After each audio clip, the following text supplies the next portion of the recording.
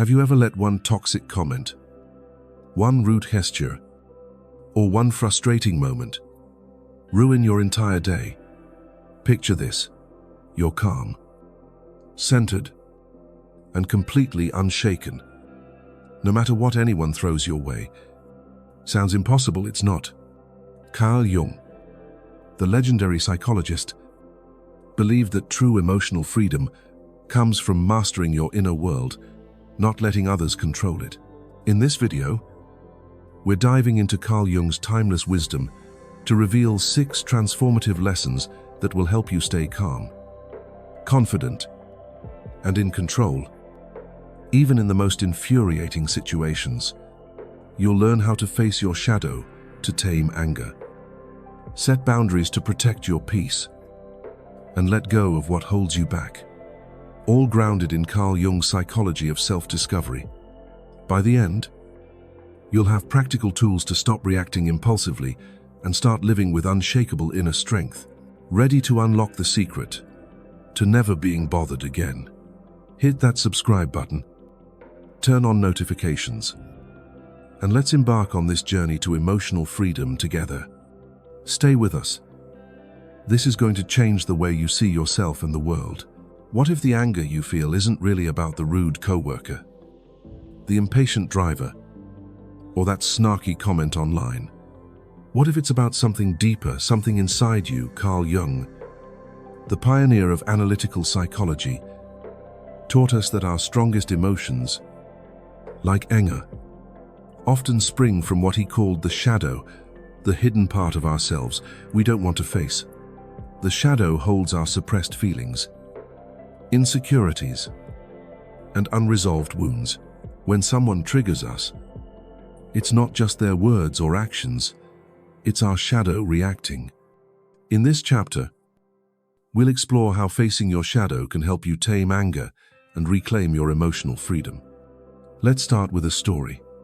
Meet Sarah, a 32-year-old marketing manager who's passionate about her work. One day, during a team meeting, her colleague Tom interrupts her presentation with a dismissive remark. "That idea's been done before." "Sarah, let's move on." The room goes quiet.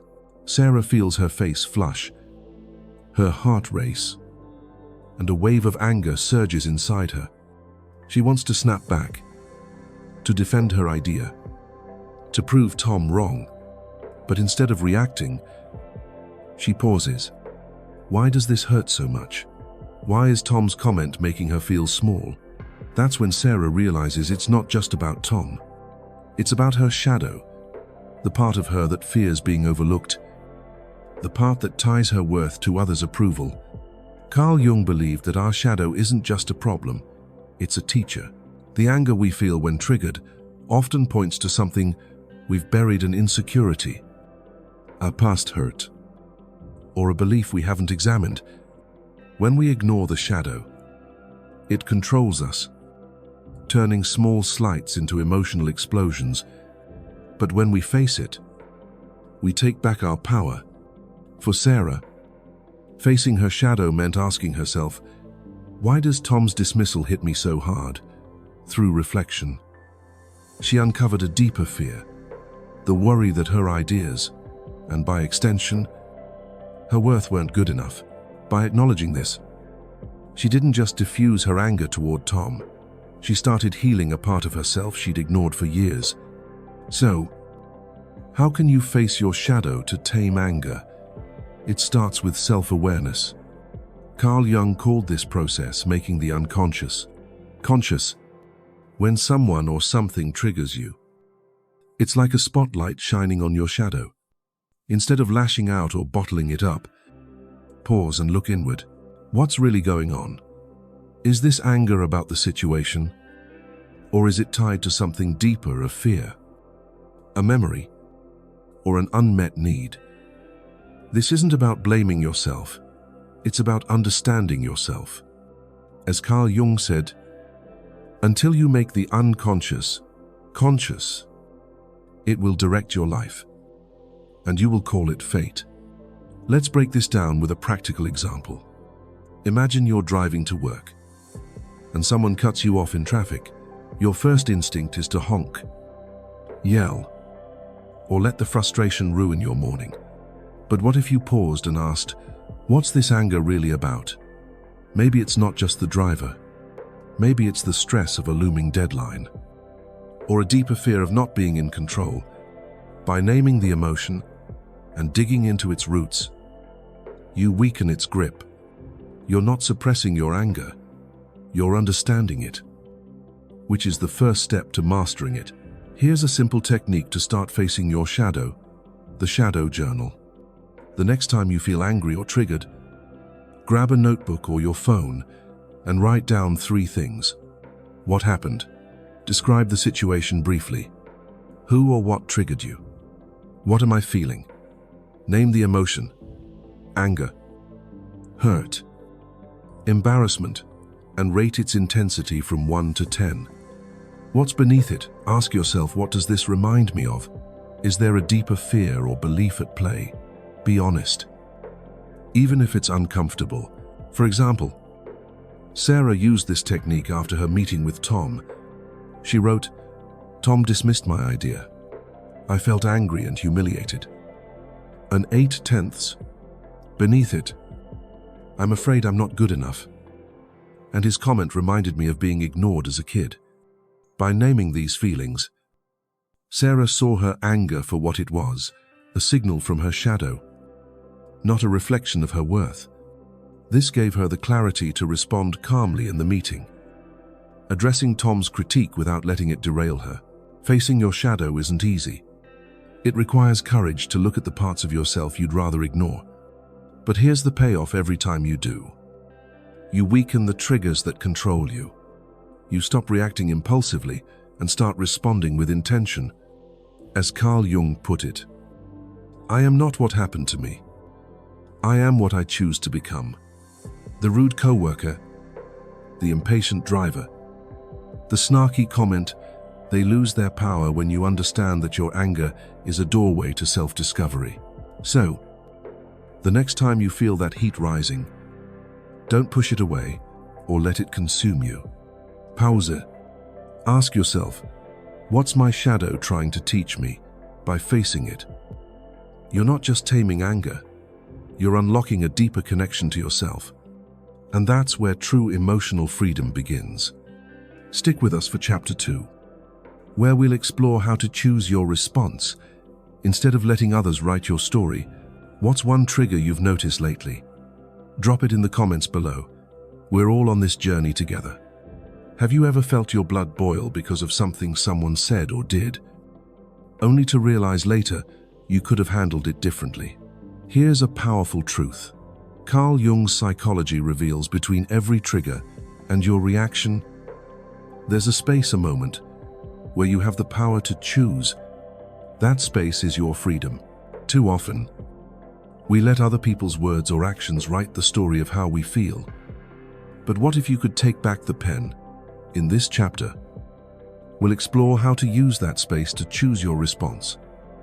Not let someone else's narrative control your emotions. Carl Jung's work teaches us that our reactions are shaped by our inner world, our unconscious beliefs, fears, and desires. When someone pushes your buttons, it's tempting to think they made you angry. But Carl Jung would argue they're just the spark. The fire comes from within. The good news, you can choose how that fire burns, or if it burns at all. By stepping into that space between stimulus and response, you can align your actions with your values, not someone else's story. Let's dive into a real-life example.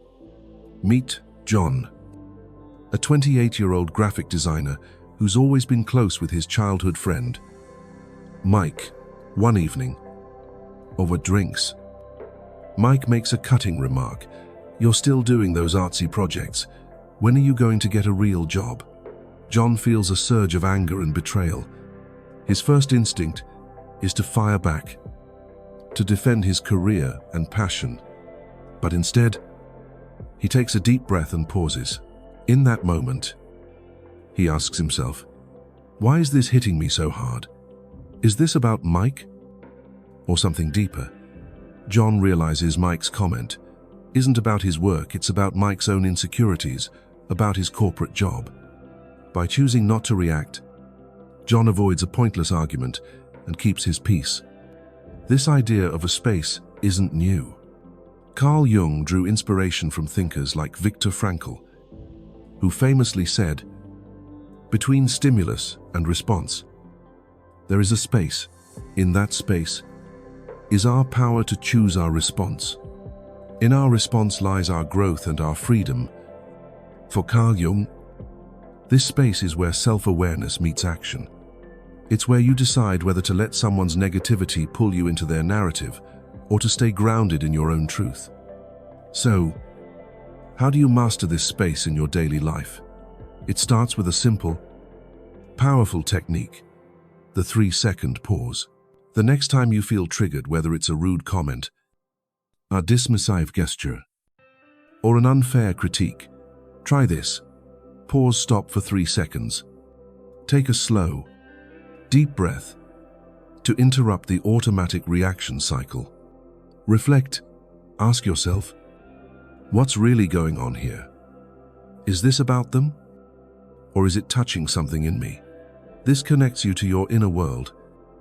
As Carl Jung would encourage, choose. Decide how you want to respond based on your values, not the heat of the moment. Do you want to escalate, walk away, or respond calmly? Let's see this in action.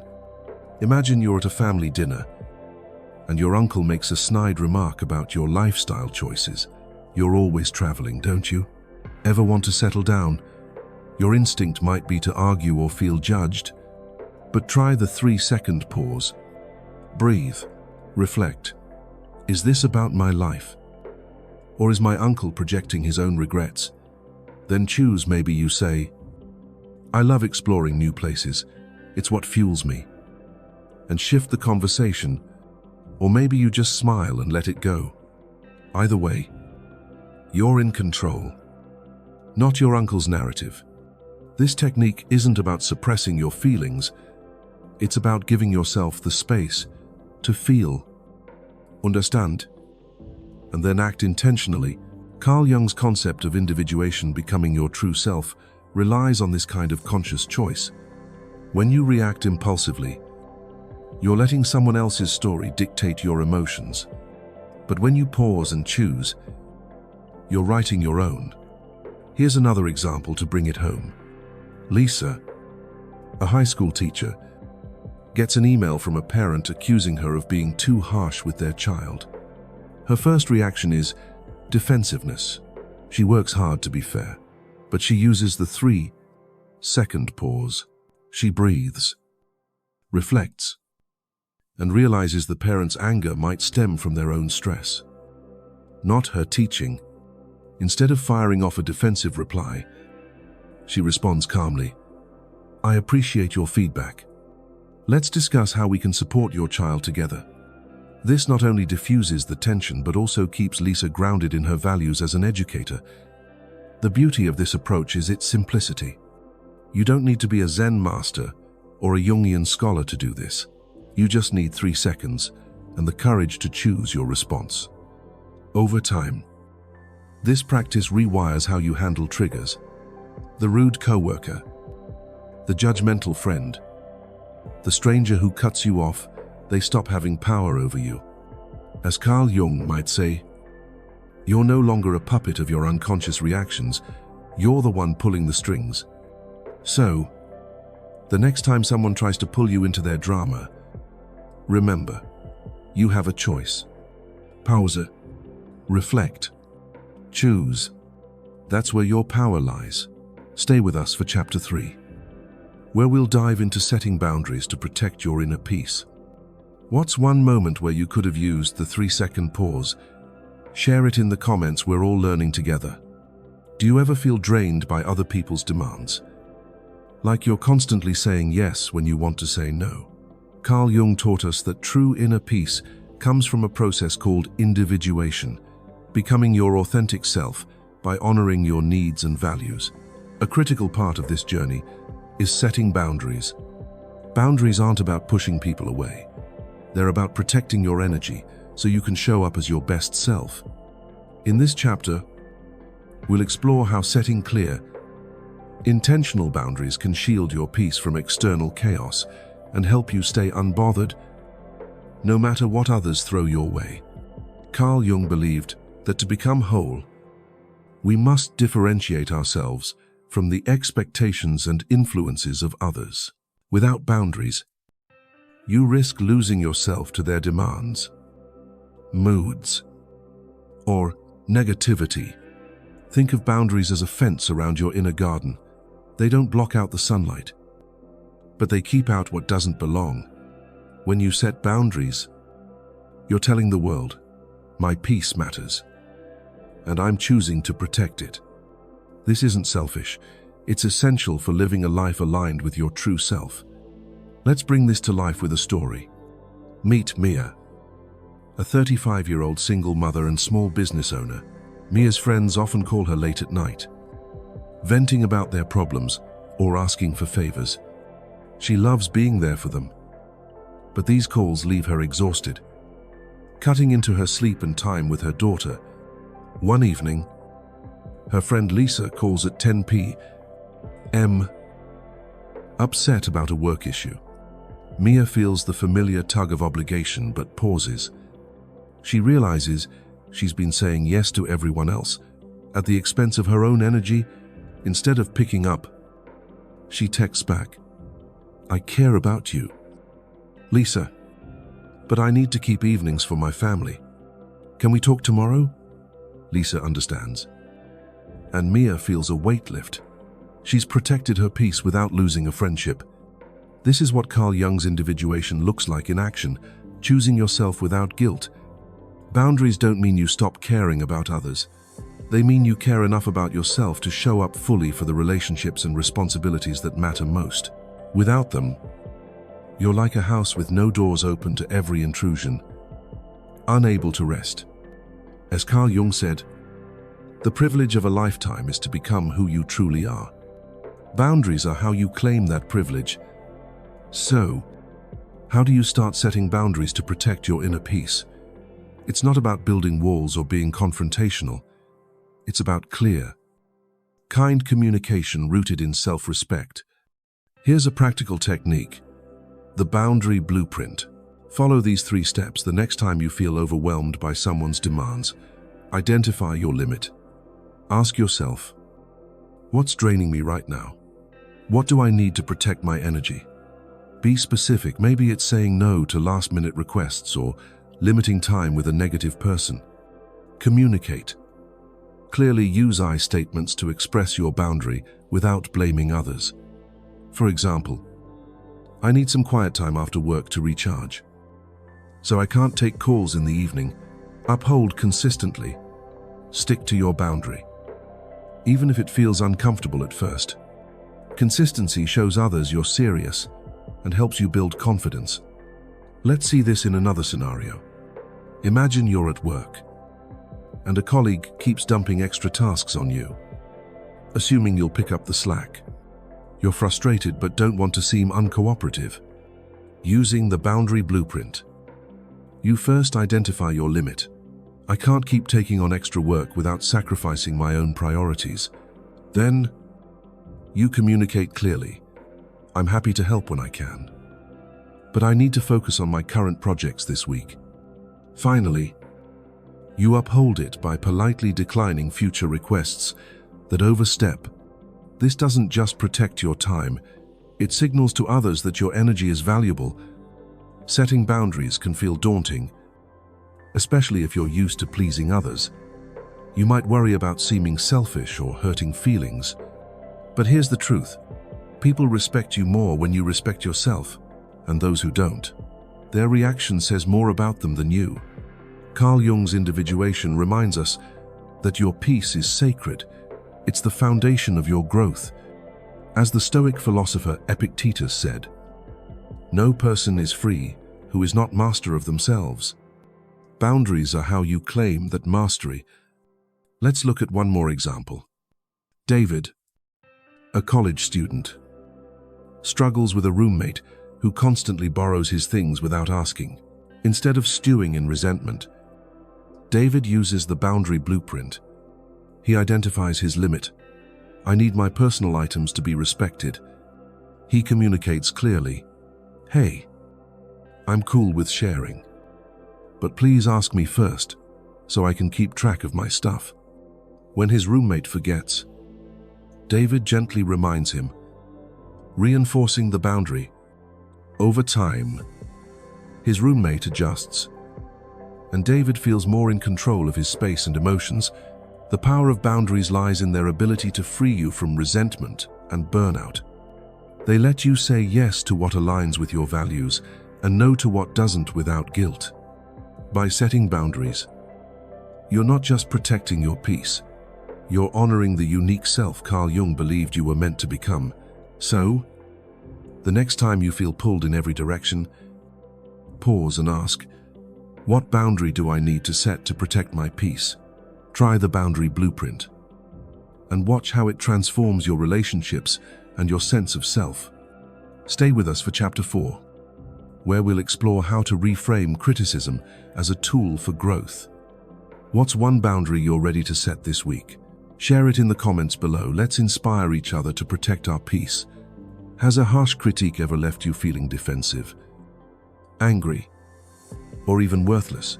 It's natural to bristle when someone points out your flaws. But what if criticism wasn't an attack, but a mirror reflecting parts of yourself you haven't fully explored?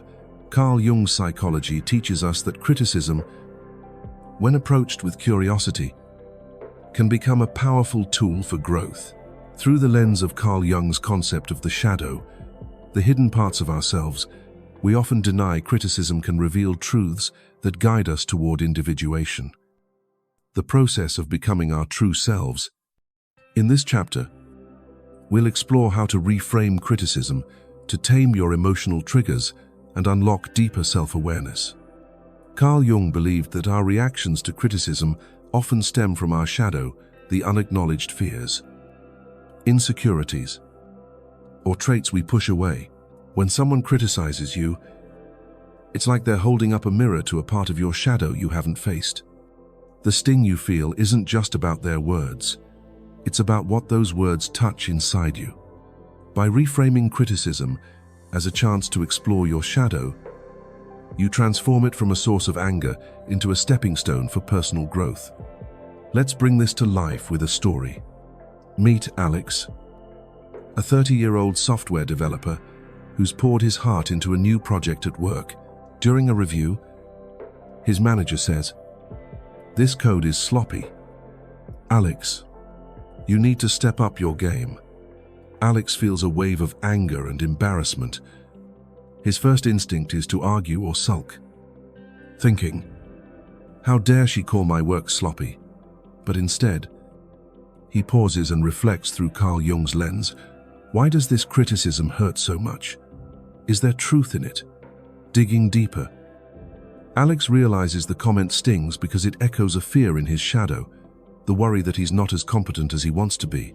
Instead of lashing out, he asks his manager for specific feedback, uses it to improve his code, and feels more confident in his skills. By facing his shadow, Alex turns criticism into growth. This approach aligns with Carl Jung's idea that everything we encounter, even negativity, can serve our journey toward wholeness. Criticism doesn't define your worth. It's an invitation to look within. As Carl Jung said, everything that irritates us about others can lead us to an understanding of ourselves. The key is to separate the emotion of criticism from the lesson it might hold. Not all criticism is valid, but even poorly delivered feedback can reveal something valuable if you're willing to look. So, how can you reframe criticism through Carl Jung's lens? Try this practical technique, the criticism filter. The next time you receive feedback that stings, follow these 3 steps. Pause and breathe. When criticism hits, take a deep breath to avoid reacting impulsively. This creates space to process the feedback calmly. Separate fact from opinion. Ask yourself, Is there any truth in this critique? Or is it just their perspective? Break the feedback into parts: what's factual, what's subjective, and what's emotional. Explore your shadow. Reflect on why the criticism bothers you. Does it touch a hidden insecurity or fear? Journaling can help. Write down: what does this feedback remind me of? Is my reaction about them or me? Let's see this in action. Imagine you're at a family gathering and your aunt says, "You're always so busy with work. You never have time for family." Your instinct might be to snap back or feel guilty, but apply the criticism filter. Pause and breathe. Separate fact from opinion. It's true I've been busy, but her tone feels judgmental. Then explore your shadow. Why does this hurt? Am I afraid I'm failing as a family member? By reflecting, you might realize her comment touched a deeper guilt about balancing work and family. Instead of arguing, you could respond, "I hear you, Aunt Linda. I'm working on finding more balance." This keeps the peace and helps you grow. Here's another example. Sarah, a freelance writer, submits an article to a client who responds, "This isn't what I expected. It lacks depth." Sarah feels crushed, but uses the criticism filter. She pauses, separates the fact the article didn't meet expectations from the opinion, lacking depth is subjective, and reflects on her shadow. "This stings because I fear I'm not good enough as a writer." She asks the client for specific feedback, revises the article, and realizes her initial draft was rushed. The criticism, though harsh, helps her improve her craft and confidence. Reframing criticism isn't about ignoring your feelings or accepting every critique as truth. It's about using Carl Jung's wisdom to see feedback as a tool for self-discovery. Some criticism will be unfair or malicious. Let that go. But when there's a grain of truth, it's a chance to grow stronger. As the Stoic philosopher Marcus Aurelius said, "You have power over your mind, not outside events. Realize this, and you will find strength." By viewing criticism through Carl Jung's lens, you stop letting it trigger anger or self-doubt.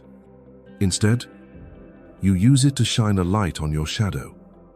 Moving closer to the authentic self Carl Jung believed you were meant to become.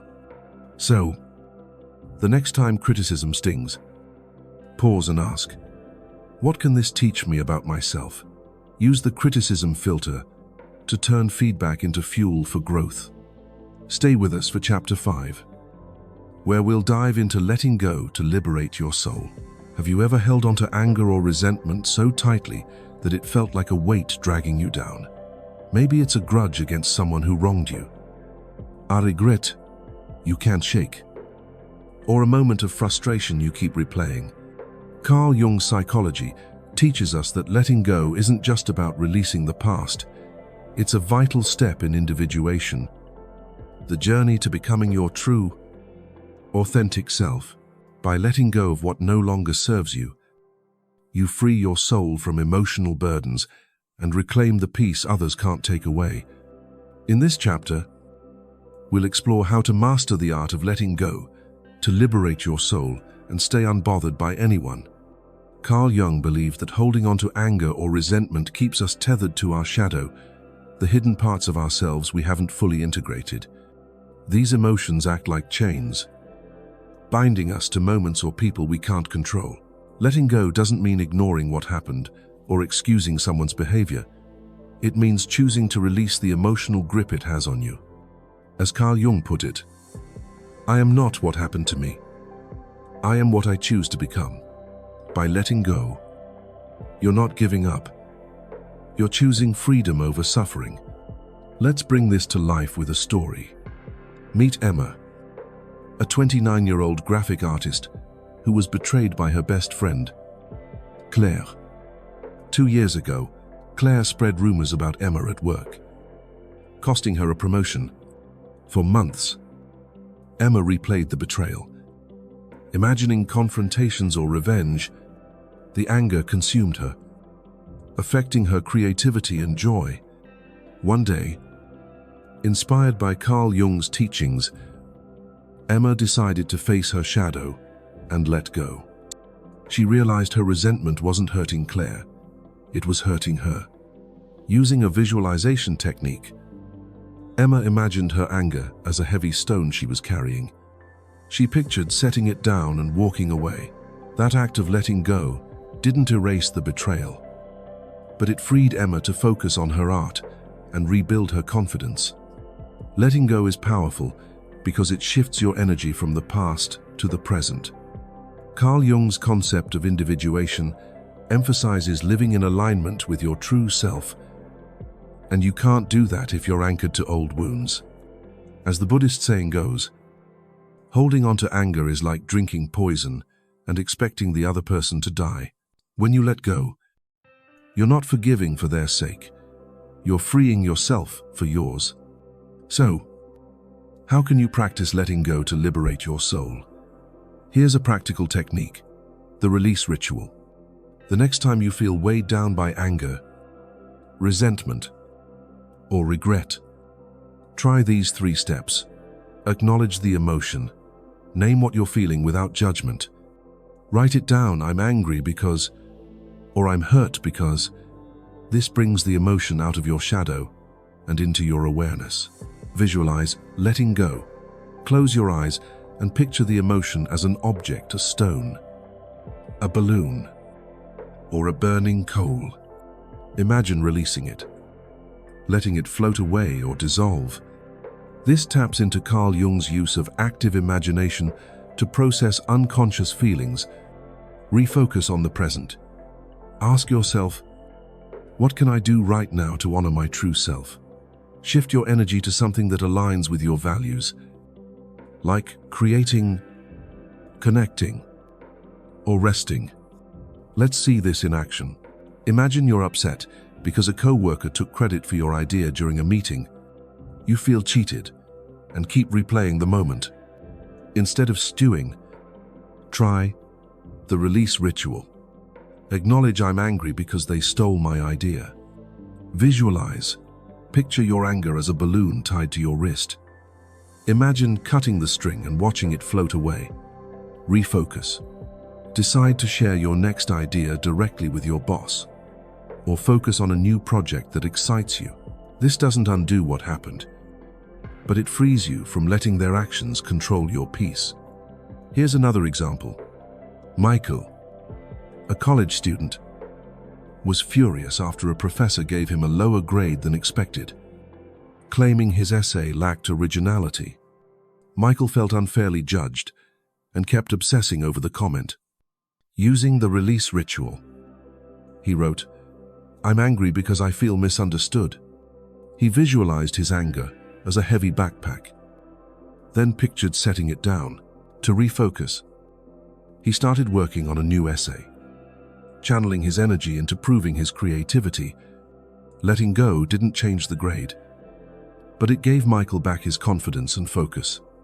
Letting go is a practice, not a one-time event. It takes courage to release what's familiar, even if it's painful. But every time you do, you move closer to the person Carl Jung believed you were meant to be, free from the weight of the past. As the philosopher Lao Tzu said, when I let go of what I am, I become what I might be. By releasing anger or resentment, you create space for joy, creativity, and peace. So, the next time you feel stuck in anger or regret, pause and ask, what am I holding on to? And what would happen if I let it go? Try the release ritual and watch how it lightens your soul. Stay with us for Chapter 6, where we'll explore how gratitude can transform your mind and keep you grounded. What's one thing you're ready to let go of today? Share it in the comments below. Let's support each other in finding freedom. What if the secret to staying calm in the face of frustration was as simple as shifting your focus? Imagine you're stuck in traffic, late for an important meeting, and anger starts bubbling up. Now, picture turning that moment around by finding something anything to be grateful for. Carl Jung's psychology teaches us that cultivating gratitude can balance the conscious and unconscious mind, creating a harmony that helps you rise above external triggers. In this final chapter, we'll explore how gratitude can transform your mind, dissolve anger, and keep you grounded, no matter what life throws at you. Carl Jung believed that our emotions, like anger, often arise when our conscious mind is out of sync with our unconscious. When we focus only on what's wrong, on the rude comment, the unfair situation, or the annoying delay, we feed the negative energy in our shadow. Gratitude, however, acts like a bridge, reconnecting us to the present and reminding us of the good that exists even in tough moments. It's not about ignoring reality. It's about choosing to see the bigger picture. As Carl Jung said, one does not become enlightened by imagining figures of light, but by making the darkness conscious. Gratitude helps you shine a light on your inner world, turning chaos into calm. Let's bring this to life with a story. Meet David, a 40-year-old delivery driver who's had a rough day. A customer yelled at him for a late delivery. Traffic was a nightmare, and his phone died. Leaving him disconnected, David felt his frustration building, ready to snap.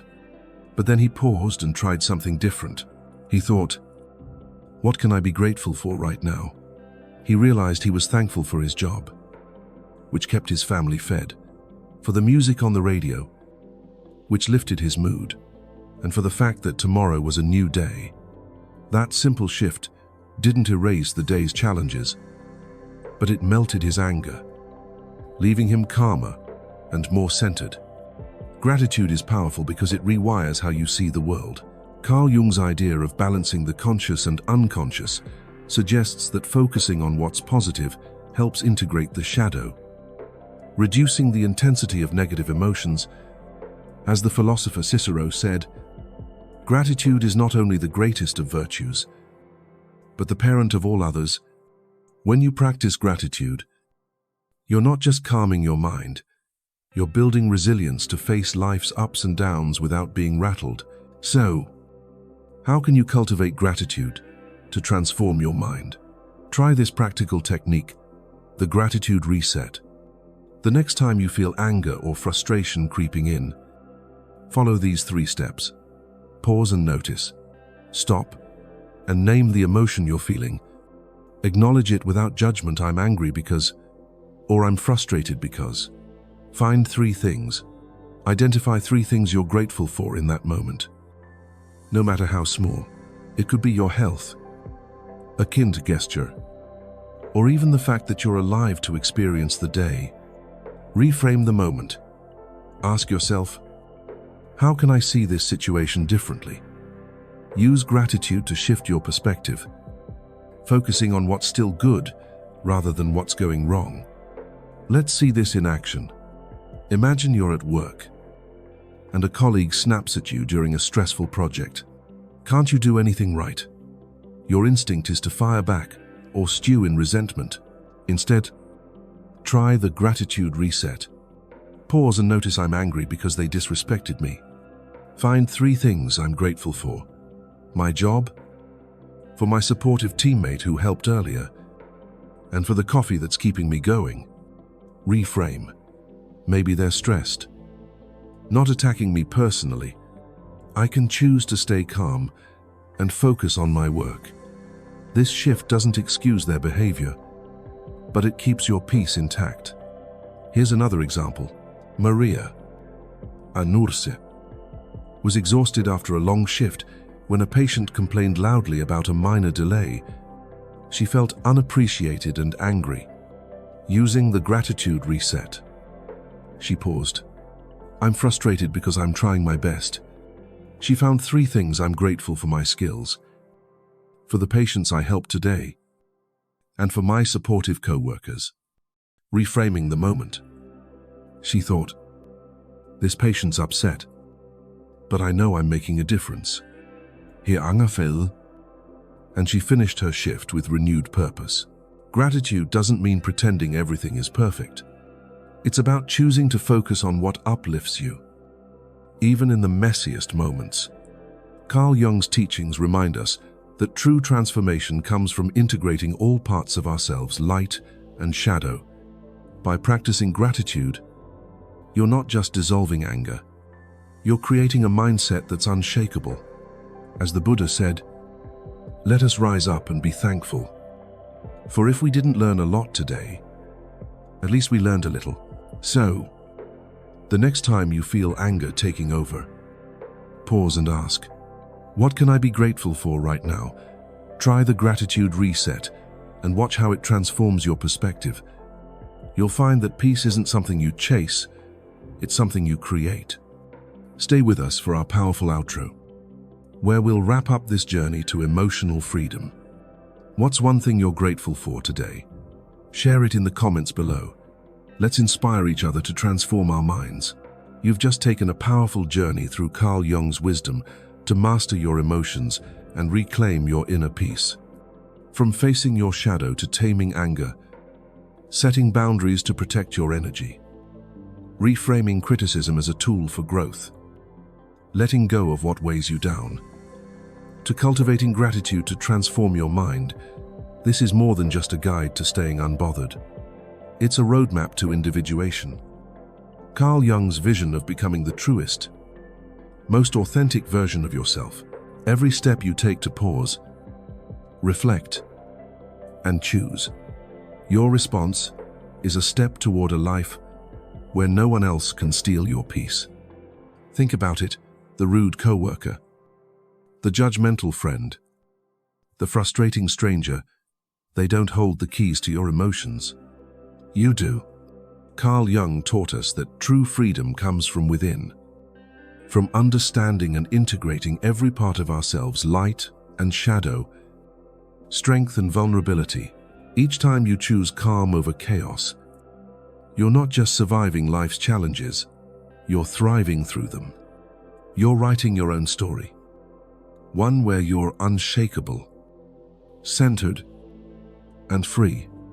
So, what's next? Take these lessons into your life. The next time someone tries to push your buttons, pause and ask, what's my shadow teaching me? How can I choose my response? Use the tools we've shared: the shadow journal, the 3-second pause, the boundary blueprint, the criticism filter, the release ritual, and the gratitude reset, to build a life where your peace is untouchable. As Jung said, the privilege of a lifetime is to become who you truly are. This is your moment to claim that privilege. Now, let's make this a movement. If Carl Jung's wisdom has inspired you to take control of your emotions, hit that subscribe button and turn on notifications to join the Jung Psyche Hub community. We're here to dive deeper into the psychology of self-discovery, and we don't want you to miss a single insight.